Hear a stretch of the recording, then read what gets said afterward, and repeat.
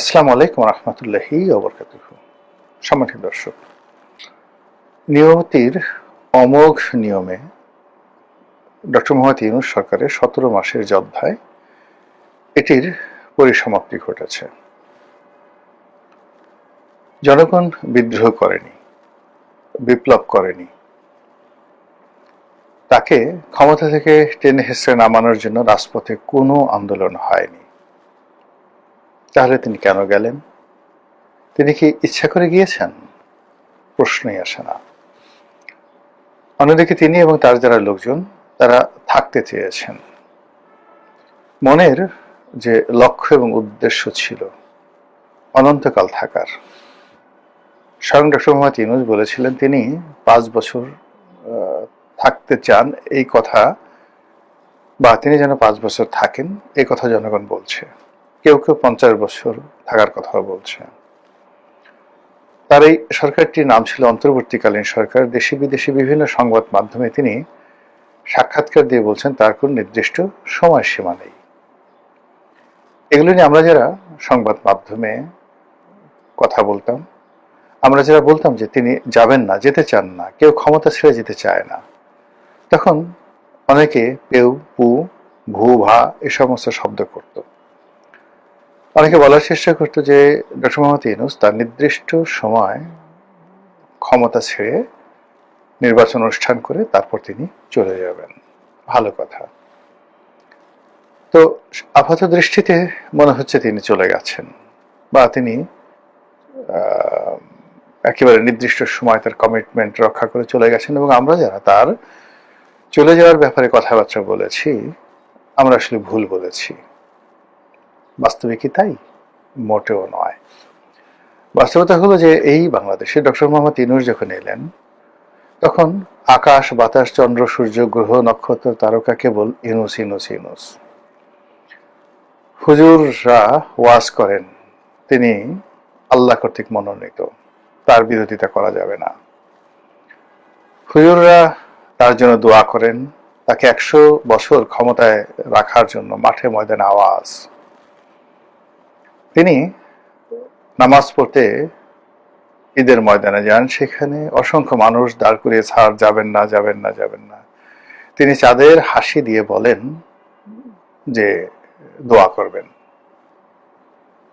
তো এই যে একটা ইউনূসকে নিয়ে, বা ডক্টর মোহাম্মদ ইউনূসকে নিয়ে যে সারা বাংলাদেশে আধিক্ষেত্তা শুরু হয়েছিল, এবং স্বয়ং তারেক রহমান সাহেব তিনি তার ক্ষমতার একেবারে কাছাকাছি, মানে আওয়ামী লীগ গেছে, ডক্টর মোহাম্মদ ইউনূস এসেছে, এবং ডক্টর মোহাম্মদ ইউনূস যাওয়ার সঙ্গে সঙ্গেও যিনি ক্ষমতায় আসবেন জনাব তারেক রহমান সাহেব, তিনি এবং তার দলের লোক, তার প্রয়াত মা বেগম খালেদা জিয়া, তারাও জনাব ডক্টর মোহাম্মদ ইউনূসকে ভীষণ রকম তোয়াজ করছিলেন, তদবির করছিলেন, এবং বেগম খালেদা জিয়ার নির্দেশ ছিল কোনো অবস্থাতেই ডক্টর মোহাম্মদ ইউনূসকে বিরক্ত করা যাবে না।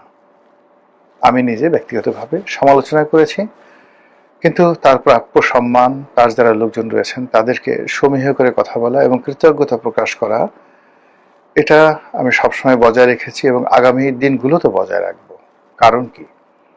কারণ হলো আওয়ামী লীগের শাসন আমলে ২০১৪ থেকে একেবারে ২৫ পর্যন্ত ১০টি বছর যে জুলুম এবং অত্যাচারের শিকার হয়েছি, যে কষ্ট পেয়েছি, যে আতঙ্ক, অজানা শঙ্কা আমাকে তাড়া করে ফিরেছে, তার থেকে যে মুক্তি, সে মুক্তি মিলেছে আগস্ট মাসের ৫ তারিখে। ফলে আমি আওয়ামী লীগের পতন মানে যতটা না চেয়েছি তার চেয়ে বেশি আমার মুক্তি চেয়েছি।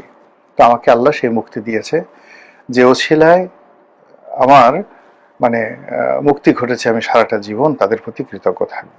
এবং এখন দেখুন তাদের ক্ষমতা নেই, আমি এখন তাদের ব্যাপারে কি বলি আপনারা লক্ষ্য করবেন। তো যেটা বলছিলাম যে আওয়ামী লীগ জামানাতে আওয়ামী লীগের সমালোচনা করেছি, আওয়ামী লীগ ভালো করুক।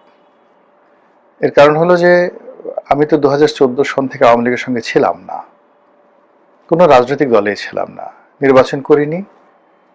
তো ২০১৮ সনে এসে শুধু মনোনয়ন চেয়েছিলাম, আওয়ামী লীগের পাইনি, সেটা একটা ব্যতিক্রম ঘটনা। এই জন্য আমি বিএনপিতে যোগদান করে বিএনপির মনোনয়ন নিয়েছিলাম। কিন্তু 14 থেকে 18 সন পর্যন্ত তো আমার কোনো দলীয় পরিচয় ছিল না, কিন্তু আমি চাইতাম যে আওয়ামী লীগ ভালো করুক। এই জন্য সমালোচনা করতাম ইতিবাচক অর্থে, যা আওয়ামী লীগের লোকজন গ্রহণ করতে পারেননি। একই ঘটনা আমার ক্ষেত্রে ঘটেছে, হয়তো আমি ভুল, কিন্তু এই যে ইউনূস সাহেবের পতনের পরে আমার কাছে মনে হচ্ছে আমি সঠিক। একেবারে প্রথম দিন থেকে ইউনূস সাহেব যেদিন শপথ নিলেন আগস্ট মাসের 8 তারিখে, তার 5 দিন পর থেকে, বা 5 দিন না, ঠিক 1-2 দিন পর থেকে আমি সমালোচনা করা শুরু করলাম। যদি সেই সরকার সমালোচনাগুলো শুনতেন, তাদের বিদায়টি হতো চমৎকার, সুন্দর, সম্মানজনক এবং আনন্দদায়ক। আমরা অনেকে অশ্রু সজল নেত্রে তাকে বিদায় জানাতাম এবং তার সরকারের সকল কর্মকাণ্ডকে আমরা সার্টিফাই করতাম। কিন্তু এখন আমরা কি বলছি? তিনি চলে গেছেন, এটা সঠিক নয়। তিনি স্বেচ্ছায় সজ্ঞানে চলে যেতে বাধ্য হয়েছেন। তার যারা নিয়োগকর্তা দেশে এবং দেশের বাইরে, সবাই তার ব্যাপারে ভীষণ রকম বিরক্ত হয়ে পড়েছিল। আমেরিকা এবং ইউরোপীয় ইউনিয়ন তাদের সমর্থন তুলে নিয়েছিল। এনসিপির প্রতিটি লোক, সে নাহিদ, সার্জিস, মাহফুজ থেকে শুরু করে নাসিরউদ্দিন পাটোয়ারি থেকে শুরু করে সবাই, প্রত্যেকটা মানুষ তার প্রতি বিশ্বাস হারিয়ে ফেলেছিল। রাজনৈতিক দলগুলো যারা সংস্কার কমিশনে গিয়েছিলেন, তারা ডক্টর মোহাম্মদ ইউনূস এবং একই সঙ্গে আলী রিয়াজ এবং অন্যান্য যে সকল কুতুব তারা নিয়োগ লাভ করেছিলেন, অল অন এ সাডেন, তাদের সকলের ব্যাপারে তারা সকলের মানে এই ডক্টর মোহাম্মদ ইউনূসের যে সকল লোকজন, যাদেরকে আপনি কুতুবে ফুরফুরানি বলতে পারেন, নূরে ঝুলঝুলানি বলতে পারেন, মানে কুতুবে ফুরফুরানি মানে কুতুব তো আপনি বুঝেন যে নেতা, বড় মোর্শেদ, বা যিনি নিজেকে শায়ক বা মনে করেন যে আধ্যাত্মিক ক্ষমতার অধিকারী। তো ডক্টর মোহাম্মদ ইউনূসের জামানাতে যারা ক্ষমতা লাভ করেছিলেন, তাদের ক্ষমতা লাভ করার জন্য কোনো লড়াই ছিল না, সংগ্রাম ছিল না, চেষ্টা ছিল না, তদবির ছিল না। তারা অল অন এ সাডেন অলৌকিকভাবে ক্ষমতা পেয়েছেন, এজন্য তারা নিজেদেরকে কুতুব মনে করতেন। আর ফুরফুরানি মানে বাতাসে ভেসে বেড়ায়, ফুরফুর ফুরফুর করে। তো তাদের কোনো ওজন ছিল না, তাদের কোনো বন্ধন ছিল না। একটা ঘুড়ি বন্ধনহীন অবস্থায় যেভাবে ঘুরে বেড়ায়, ওইভাবে ডক্টর মোহাম্মদ ইউনূসের যারা কুতুব ছিলেন তারা ফুরফুর করতেন, ফুরফুরে উড়ে বেড়াতেন। এই জন্য আমি তাদেরকে বলছি কুতুবে ফুরফুরানি। আর একটা হলো নূরে ঝুরঝুরানি। নূর মানে কি? আলো, ঝকমক ঝকমক করে। আপনি দেখবেন যে তার যে সকল কুতুব বা কুতুবি বা কুতুবানি যোগদান করেছিলেন, তাদের সবার চেহারা সুরত একেবারে তেলতেলে, ঝলঝলে, ঝুলঝুলে হয়ে গেছিল। প্রত্যেকটা লোক, যে চিকন ছিল সে মোটা হয়েছে, যে মোটা ছিল সে তার গায়ে ঘি মাখনের আবেশ পড়ে গেছিল, যে লোক কথা বলতে পারতো না, ও মাই গড, তাদের কথার দাপটে, হুমকিতে ধামকিতে তছনছ। প্রেস সচিব শফিকুল আলম সাহেবের মতো ভদ্রলোক মানুষ, oh my god, become a disturbing element. তার সাথে সাথে আরো যে কয়জন আসলেন প্রেস বিভাগে, মানে তাদের যে হুমকি ধামকি কথাবার্তা, আমরা যারা এই সমাজে বসবাস করছিলাম আমাদের জন্য খুব অসহ্য হয়ে পড়েছিল। তো তাদের কোনো বন্ধন ছিল না, তারা সবাই ফুরফুর ফুরফুর করছিল। এদের কারণে সমাজে অসন্তোষ তৈরি হয়েছিল। রাজনৈতিক দলগুলো, প্রধান যারা স্টেক হোল্ডার ছিলেন, তারা কোনো অবস্থাতে তাকে মেনে নিতে পারছিলেন না। নেহায়েত দায়ে পড়ে তার কাছে যেতেন, কিন্তু পিছনে পিছনে তারা বাজে কথা বলতেন। প্রশাসন ভেঙে পড়েছিল, পুলিশ, মিলিটারি, মানে 3 বাহিনীর সঙ্গে জেনারেল ওয়াকারের সঙ্গে তার কোনো সম্পর্ক ছিল না। ক্যান্টনমেন্টের সঙ্গে ওনার কোনো সম্পর্কই ছিল না। পুলিশের সঙ্গে তার কোনো সম্পর্কই ছিল না। হাতে গোনা কয়েকজন পুলিশ কর্মকর্তা একেবারে নেহায়েত কাজ করলেই নয়, সেই কাজগুলো করেছে। কিন্তু ডক্টর মোহাম্মদ ইউনূসের আইন শৃঙ্খলা রক্ষা করা, তাকে সহযোগিতা করা, তার জন্য হৃদয় মন দিয়ে কিছু করা কেউ করেননি। শুধুমাত্র যেদিন জকরুমান্না আক্রমণ করতে এসেছিল নির্বাচনের আগে, সেদিন ঢাকা মেট্রোপলিটন পুলিশ কমিশনার তিনি সদয় হয়ে যে কাজটি করেছেন, ইউনূস সাহেবের জন্য নয়, ইলেকশনের জন্য করেছেন, যেন ইলেকশনটা হয়। তো সেই যে ডক্টর মোহাম্মদ ইউনূস এমন একটা পরিস্থিতিতে তিনি পড়লেন, সারা পৃথিবী তার জন্য ছোট হয়ে এলো, সারা পৃথিবী তার জন্য বিষাদময় হয়ে গেল। যে পৃথিবী তিনি মুক্ত বিহঙ্গর মতো ঘুরে বেড়ালেন, সে পৃথিবীতে তার যাওয়া বন্ধ হয়ে গেল। তার সর্বশেষ যাত্রা লন্ডন। সেই লন্ডনে তিনি গেলেন, অপমান হলেন, অপদস্থ হলেন, ঠাট্টা টিটকারি মস্কারা থেকে শুরু করে আওয়ামী লীগ থেকে শুরু করে অন্য সমস্ত দল, মানে তিনি রীতিমতো সেখানে নাজেহাল নয়, শারীরিকভাবে লাঞ্ছিত হওয়ার মতো অবস্থায় পড়ে গেলেন। তার কুতুব বা কুতুবে ফুরফুরানি তারা যে কিভাবে দৌড় দিয়েছে সেই সময় আপনাদের মনে আছে। এরপর তিনি ওখানে বসে খলিলুর রহমান সাহেবের মাধ্যমে তিনি তারেক রহমান সাহেবের সঙ্গে একটা সমঝোতা করেন। এটি সমঝোতা না আত্মসমর্পণ, না কি এটি নিবেদন, এটা এখন আপনারা বুঝতে পারছেন। তার প্রেক্ষিতে এই ফেব্রুয়ারি মাসে নির্বাচনের তারিখ ঘোষিত হয়। কিন্তু লন্ডন বৈঠকের আগে তাদের যে চাল চরিত্র, এটা আপনারা কল্পনাও করতে পারবেন না। এরপর লন্ডন থেকে ফিরে এসে নানাভাবে চেষ্টা করা হয়েছে ফেব্রুয়ারি মাসের নির্বাচনকে এগোনোর জন্য, পিছনের জন্য, সংস্কার, হা ভোট না ভোট, সংবিধান সংশোধন, নানা রকম ফন্দি ফিকির করে তিনি একটার পর একটা ঝামেলা করার চেষ্টা করেছেন, কিন্তু শেষ পর্যন্ত একটাতেও তিনি সফল হতে পারেননি। কারো আস্থা তিনি গ্রহণ করতে পারেননি। কেন পারেননি সেটা নিয়ে শরীয়তের অনেক মাসলা রয়েছে। মশলা মানে উপাদান, আর মাসলা মানে বিভিন্ন পদ্ধতি বা যে মানে কর্মকাহিনী। তো সেই শরীয়তের মাসলা কাহিনী আমি এগুলো বলবো না, এগুলো আপনারা সবাই বুঝতে পারেন। It is open. আমি মারেফতের কতগুলো জিনিস বলবো, যেটি শেখ হাসিনার জন্য প্রযোজ্য ছিল, ডক্টর মোহাম্মদ ইউনূসের ক্ষেত্রে ঘটেছে, আর তারেক রহমান সাহেবের ক্ষেত্রে ঘটার যেন সম্ভাবনা না হয়, এই জন্য এই কথাগুলো বলা। ডক্টর ইউনূসকে বলে আমি মূলত তারেক রহমান সাহেবকে বোঝাতে চাচ্ছি, তিনি তার আশেপাশে কোনো আল্লাহওয়ালা ভালো মানুষ রাখেননি।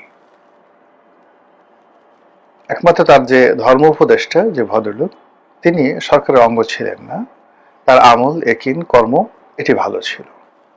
আর বাকি যারা ছিলেন এদের কার বিরুদ্ধে বলেন তো? জেনা, ব্যভিচার, যৌনতা, মদ্যপান, ঘুষ, দুর্নীতি, অনিয়ম, লোক ঠেকানো, মুনাফিকি, টাউটারি, বাটপারি, এই যে জিনিসগুলো আছে, আপনি কোনটা নেই কার বিরুদ্ধে, কয়জনের বিরুদ্ধে নেই, এটা খুঁজে বের করেন।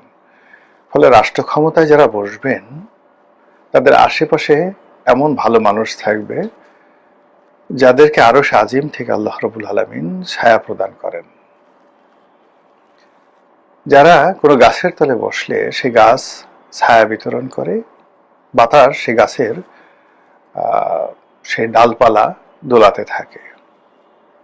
এরকম মানুষ যখন সরকারে থাকে, সরকার প্রধানের পাশে থাকে, আশেপাশে থাকে, তখন সেখানে আল্লাহ রাব্বুল আলামিন রহমত বরকত নাজিল করেন। অনেক সরকার প্রধান মদ্যপান করেছেন, করেন। ডক্টর মোহাম্মদ ইউনূস মদপান করেন কিনা আমি জানি না। অনেক সরকার প্রধান নিজেরা জেনাকার, ব্যভিচারী, তারপর ধর্ষণকারী, তারপরও তারা সফল হয়েছেন। যুদ্ধক্ষেত্র নয়, এমনি প্রকাশ্য সেই গৃহবধূকে ধরে ধরে রাজপ্রাসাদে এনে বহু রাজা সঙ্গম করে তাদেরকে ছেড়ে দিয়েছেন, ধর্ষণ করে ছেড়ে দিয়েছেন, কিন্তু তারা সফল হয়েছেন। এর কারণ হলো রাজকর্মে তারা কখনো মুনাফিকি করেননি, ন্যায় বিচার প্রতিষ্ঠা করেছেন, জুলুম অত্যাচার প্রশ্রয় দেননি। ফলে ওই রাজাদের ব্যক্তিগত যে অপরাধ, এটা রাজকর্মে সংমিশ্রিত হয়নি। ব্যক্তির অপরাধ কেবলমাত্র তার ব্যক্তি জীবন দ্বারা, হয়তো ছেলে অন্ধ হয়েছে, স্ত্রীর সঙ্গে তার সম্পর্ক ভালো ছিল না, শরীর স্বাস্থ্য খারাপ ছিল, মনের মধ্যে অশান্তি ছিল, কিন্তু রাজকর্ম তারা ভালোভাবে চালিয়েছেন, ফলে বরকত হয়েছে। কে? নুরুদ্দিন মোহাম্মদ জাহাঙ্গীর, সম্রাট জাহাঙ্গীর। কে? আলাউদ্দিন খিলজি, গিয়াসউদ্দিন বলবন।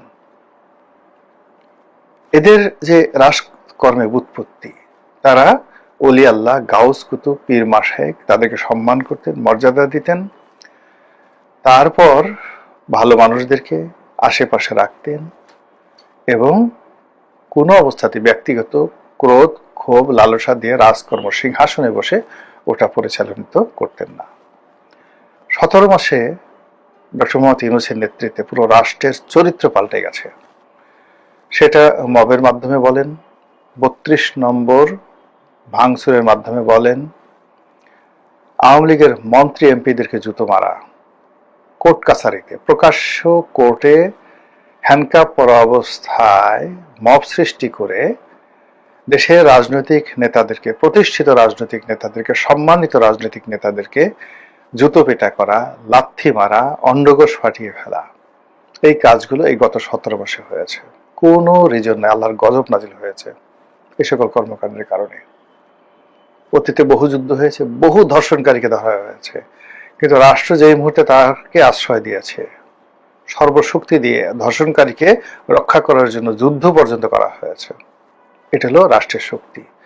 কিন্তু রাষ্ট্র সেই কাজটি না করে নিজেদের ক্রোধ, মনের ঝাল ঝাড়ার জন্য আওয়ামী লীগের নেতাদেরকে, যারা গ্রেপ্তার হয়েছেন তাদেরকে, তাদের বাড়ি ঘরকে, তাদের পরিবার পরিজনকে, তাদের সাহায্যকারীদেরকে যেভাবে রাষ্ট্রীয় শক্তি দ্বারা লাঞ্ছিত করেছেন, অপমান করেছেন, এই জন্য এই সরকারের উপরে আল্লাহর যে নিয়ামত, রহমত এবং বরকত ছিল, আমি বললাম মারেফতি কথা, সেগুলো উঠে গেছে। সেগুলো উঠে গেছে। যেদিন নারায়ণগঞ্জ হত্যাকাণ্ড হয়েছিল, 7 মার্ডার, যেদিন ইলিয়াস আলীকে গুম করা হয়েছিল, আমি প্রথম ব্যক্তি আওয়ামী লীগের সেই চোখের পানিতে অশ্রুসিক্ত হয়ে গুমের চাইতে ক্রস ফায়ার ভালো, এই শিরোনামে বাংলাদেশ প্রতিদিনে একটা লেখা লিখেছিলাম সম্পাদকীয়, আওয়ামী লীগের এমপি অবস্থায়। যদি অনেকে বলেন যে আপনি বলেন নাই, লিখে দেখেন। এরপর বহুবার টেলিভিশন টক শোতে বলছি যে এই ইলিয়াস আলীকে যে গুম করা হয়েছে, চৌধুরী আলমকে যে গুম করা হয়েছে, এটার খেসারত দিতে হবে সবাইকে, সবাইকে দিতে হবে, এবং সেটা আওয়ামী লীগ দিচ্ছে। এবং একইভাবে ডক্টর মোহাম্মদ ইউনূসকেও দিতে হয়েছে। আমি প্রথম ব্যক্তি ডক্টর মোহাম্মদ ইউনূসকে সতর্ক করেছিলাম যে আপনি 32 নম্বর যেভাবে ভাঙলেন, আপনার স্থাপনাগুলো অক্ষত থাকবে না। আমি ভদ্রভাবে বলেছিলাম, তাই আমাকে কিছু করেনি। কিন্তু আনিস আলমগীর খুব নির্মম নিষ্ঠভাবে বলেছিলেন যে প্রত্যেকটা ইট গ্রামীণ ব্যাংকের খুলে খুলে নদীতে ফেলে দেওয়া হবে। আজ দেখেন তার অবস্থা কি। এই জিনিসগুলো মুনাফিকি হয়েছে। এই মুনাফিকি হওয়ার ফলে তাদেরকে বিদায় নিতে হয়েছে। আর বিদায়ের সময় উপদেষ্টাদের যে করুণ আরতি ছিল, যে আহাজারি ছিল, নিজেদের সেফটি অ্যান্ড সিকিউরিটি নিয়ে তাদের যে ভয় ছিল, তারা নিজেদের পরিবার পরিজন দ্বারা যেভাবে এখন লাঞ্ছিত হচ্ছেন, অপমানিত হচ্ছেন, যে এই 17 বর্ষের জন্য কি দরকার ছিল। আকিজ বশির গ্রুপের মালিক জনাব বশির, আমার সাথে একবার পরিচয় হয়েছিল, আমার খুব ভক্ত ছিলেন তিনি। তার বিরুদ্ধে কথা বলাটা আমার জন্য খুব কঠিন ছিল। বয়সে তিনি হয়তো আমার চেয়ে কয়েক বছরের ছোট হবেন। তো সেই বশির সাহেব, তিনি তার আপন ভুবনে অনবদ্য ছিলেন। তিনি সফলতম একজন মানুষ ছিলেন, কিন্তু এখানে এসে এই গ্রুপের মধ্যে পড়ে, তিনি নামাজ কালাম পড়া মানুষ, সৎ মানুষ, ব্যবসা বাণিজ্য করে সফল হওয়া মানুষ, সেই মানুষ এই কুতুবে ফুরফুরানির কবলে পড়ে যেভাবে লাঞ্ছিত হয়েছেন, অপমানিত হয়েছেন, সারাটা জীবন তিনি এই অপমান নিয়ে তাকে বাঁচতে হবে। তার হাজার হাজার কোটি টাকার ব্যবসা, হাজার হাজার লোক তার কোম্পানিতে চাকরি করে, সবাই তাকে সম্মান করবে, সেলুট দিবে, কিন্তু মনের অজান্তে এই অল্প সময়ের মধ্যে তিনি যে অপমানিত হয়েছেন, লাঞ্ছিত হয়েছেন, এটা তাকে তাড়া দিবে। এভাবে আমি সবার কথাই বললাম যে পরবর্তী জীবন, এই যে তারা যে আর্তনাদ করেছেন বিদায় বেলায়, শেষ ক্যাবিনেট মিটিংয়ে, কিংবা একান্ত আলাপ আলোচনায় মিডিয়ার সাথে যারা কথাবার্তা বলেছেন, কিংবা শপথ গ্রহণ অনুষ্ঠানে যেভাবে রেজওয়ানা অপমানিত হয়েছেন, অন্যান্য যারা যেভাবে তুচ্ছ তাচ্ছিল্যের শিকার হয়েছেন, যেদিন সংসদ সদস্যরা শপথ নিলেন, এই দৃশ্য বাংলাদেশে সবার জন্য শিক্ষা। বিএনপি ক্ষমতায় আছে, তাদেরকেও সতর্ক হতে হবে। তারা যেভাবে ক্যাবিনেট সাজিয়েছেন, লক্ষণ ভালো নয়। এখানে আল্লাহর রহমত হবে, বরকত হবে, ছায়া পড়বে, আল্লাহর ছায়া পড়বে। এই ক্যাবিনেটে বলেন তো কোন লোকটা আছে? আপনি ওই যে ইউনূস সাহেবের উপদেষ্টাদের বিরুদ্ধে যে অভিযোগগুলো ছিল, এই এমপি এবং মন্ত্রী যারা হয়েছেন তাদের কার কার বিরুদ্ধে এই অভিযোগগুলো নাই আপনারা একটু খুঁজে বের করেন। ফলে সাধু সাবধান, অতীত থেকে শিক্ষা নিন, বর্তমানের ব্যাপারে সতর্ক হন। আসসালামু আলাইকুম ওয়া রাহমাতুল্লাহি ওয়া বারাকাতুহু।